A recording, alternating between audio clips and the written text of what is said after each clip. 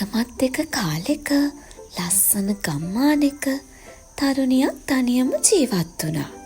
ඇයට පවුලේ කාත් කවුරුත්ම නැති වුණත් ඇය චූටි දරුවන්ට හුඟක් ආදරය කළා. ආස කළා. ඇය වැඩිපුරම කාලය ගත කළේ ඇගේම මහන්සියෙන් හිටවපු මල් පැලවලට ආදරය දක්වමින්. ඇය කොච්චර මල්වලට ආදරේද කියනවනම් මුළු දවසම ගෙවන්නේ මල්වලට වතුර දමමින්, සාත්තු කරමින්, මල් එක්ක කතා කරමින්. එක දවසක් තරුණිය මල්වලට වතුර දාමින් ඉන්නකොට එයාගේ ළඟට ආවා ලස්සන සුරංගනාවියක්. ඒ සුරංගනාවිය මේ තරුණියට අමුතු මල් බීජයක් දීලා මුකුත්ම නොකිය අතුරුදහන් වුණා. ඇය හරිම සතුටින් මායා මල් බීජය අරගෙන ගිහිල්ලා ගේ ඇතුලේ මල් පෝච්චියක හිටෙව්වා. ඔන්න ඉතින් තරුණිය ඒ දිහා බලාගෙන ඉන්නකොට ලස්සන අමුතුම මායා මල් පැලයක් පැලවුණා. එයාට හරිම සතුටුයි. ඉතින් එතකොටම ලස්සන මලකුත් පිපෙන්න පටන් අරගත්තා. මල ඇතුලේ චූටි සුරංගනාවියක් නිදාගෙන ඉන්නවා තරුණිය දැක්කා. දරුවන්ට ආදරය කරන ඇයට මේ වගේ සුරංගනාවියක් ලැබුණම කොයිතරම් සතුටුද කියලා හිතාගන්න පුළුවන් නේද? මේ චූටි සුරංගනාවි තරුණියගේ අතේ ඇඟිල්ලක් තරම්වත් ලොකු නැති නිසා ඇයට නම තියනවා තම්බලීනා කියලා. මේ තරුණිය චූටි සුරංගනාවිට සලකන්නේ තමන්ගෙම දුවෙක්ට වගේ. තරුණිය ඇයට නිදාගන්න පුළුවන් චූටි සුරංගනා ඇඳකුත් හදලා දුන්නා. තම්බලීනා සින්දු කියන්නයි පොත් කියවන්නයි හරිම ආසයි. ඒත් ඇයට හැම වෙලාවෙම ඕන උනේ ගෙදරින් එළිය ලෝකෙ මොන වගේද බලන්න. කාලයක් ගියාට පස්සේ දවසක් තම්බලීනා එයාගේ ඇඳේ නිදාගෙන ඉන්නකොට ජනේලෙන් ගෙම්බි අම්මා කෙනෙක් ආවා. එයා එන්නේ එයාගේ පුතාට තම්බලීනාව විවාහ කරලා දෙන්න හිතාගෙන. ගෙම්බි අම්මා ටික කාලයක් තිස්සේ තම්බලීනාගේ ලස්සන දිහා හොරෙන් බලාගෙන ඉඳලා තමයි මේ ඇවිත් තියෙන්නේ. ගෙම්බි අම්මා තම්බලීනාව පැහැරගෙන යනවා. පැහැරගෙන ගිහින් නෙළුම් මලක් උඩ තියනවා.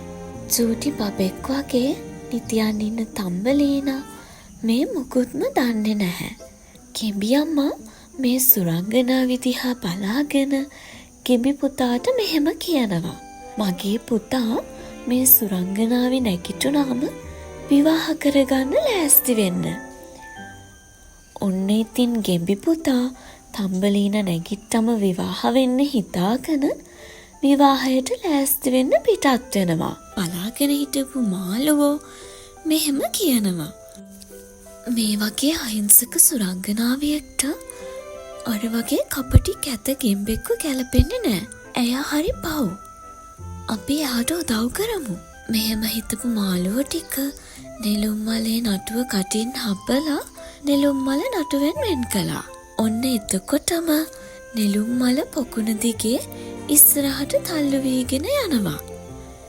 මේ විදියට නෙළුම් මල පාවෙලා යනකොට එතනට ආවා හරි ලස්සන සමනල් පැටියෙක්. එයා තම්බලීනට කතා කළා. සිද්ධ වුණු කිසිම දෙයක් දන්නේ නැති තම්බලීනා සමනල් පැටියාගෙන් ඇහුවා එයා කොහෙද ඉන්නේ කියලා. තම්බලීනාගේ ප්‍රශ්නෙට හරි උත්තරයක් ලැබෙන්නත් කලින්ම එතනට ආව කුරුමිනියෙක් තම්බලීනාව පැහැරගෙන එයාව පිටේ තියාගෙන අරගෙන ගියා. මේ විදියට පැහැරගෙන ගිහින් කුරුමිනියා එයාගේ යාළු කුරුමිනියන්ට කියනවා මං මේ ලස්සන චූටි සුරංගනාවිව විවාහ කරගන්නයි යන්නේ කියලා. එතකොට කුරුමිනියාගේ යාළුවෝ කුරුමිනියට විහිළු කරන්න පටන් ගත්තා. ඔයා වගේ නෙවේ. මෙයාට කකුල් ගොඩක් නෑනේ. අනිත් එක ඔයා වගේ පියම්බන්නත් බෑ මෙයාට. මෙයා හරි වෙනස්. ඔයාට ගැලපෙන්නේ නෑ. යාළුවෝ මේ විදියට කියද්දී කේන්ති කියපු කුරුමිනියා තම්බලීනව ආපහු පිටේ තියාගෙන අරගෙන ගිහින් කැලේ අතරමන් වෙන්න තනියම දාලා යන්න යනවා. හොඳටම කලවර වෙලා නපුරු සත්තුත් ඉන්නවා. මේ බය හිතෙන සත්තත් එක්කම තම්බලීනා බයෙන් බයේ කැලේ මැදින් ඇවිදගෙන යනවා.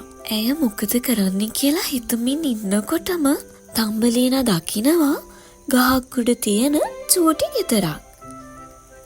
ඇයට වෙන කරන්න දෙයක් නැති නිසාම ඇය කතා කරලා බැලුවා. දොරත් ඇරගෙන චූටි මීහාමි කෙනෙක් එළියට ආවා. තම්බලීනා මීහාමිගෙන් මෙහෙම ඇහුවා. ඔයාට පුළුවන්ද මට උදව් කරන්න? එතකොට මේ මීහාමි තම්බලීනට ගේ ඇතුළට එන්න ආරාධනා කරනවා විතරක් නෙවෙයි, මීහාමි තම්බලීනට කෑමත් පිළිගන්වනවා. තම්බලීනා එයාට වුණු ඔක්කොම දේවල් ටික මීහාමිට කියනවා. ඔන්න ඒ වෙලාවේ තව අමුත්තෙකුත් එනවා මීහාමිගේ ගෙදරට. ඒ තමයි මීහාමිගේ දුරින් නෑදෑ වෙන පුතෙක්. එයා ඌරුමීයෙක්. තම්බලීනගේ ලස්සනට වශී වෙන ඌරුමියට ඕනි වෙනවා තම්බලීනම විවාහ කරගන්න. ඉතින් මීහාමිත් කොහොම හරි බලන්නේ තම්බලීනව එයාගේ නෑදෑ වෙන පුතාට බන්දවලා දෙන්න. කිසිම දෙයක් හිතාගන්න බැරිව ඉන්න තම්බලීනව විවාහ කරගන්න හිතාගෙන ඌරුමියා ඇයව එයාගේ නිවසට එක්කරගෙන යන්න පිටත් වුණා. මේ යන අතරතුර තම්බලීනටයි ඌරුමියටයි හම්බුණා තුවාල වෙලා බිම වැටිලා ඉන්න කුරුල්ලෙක්ව. අසරණ වුණු කුරුල්ලට උදව් කරන්න තම්බලීනට ගොඩාක් ඕන වුණත් ආත්මාර්ථකාමී ඌරුමියා උදව් කරන්න අකමැති වෙනවා. තම්බලීන තදින්ම හිතාගත්තා මම කොහොම හරි උදව් කරනවා කියලා. ඒකට කේන්තිගත්තු ඌරුමියා තම්බලීනව තනි කරලා එතනින් ගියා. තම්බලීනා කුරුල්ලගේ ඔළුව ආදරෙන් අත ගෑවා. ඇයගේ ආදරෙන් සනීප වුණු කුරුළු පැටියා තම්බලීනට ස්තුති කළා.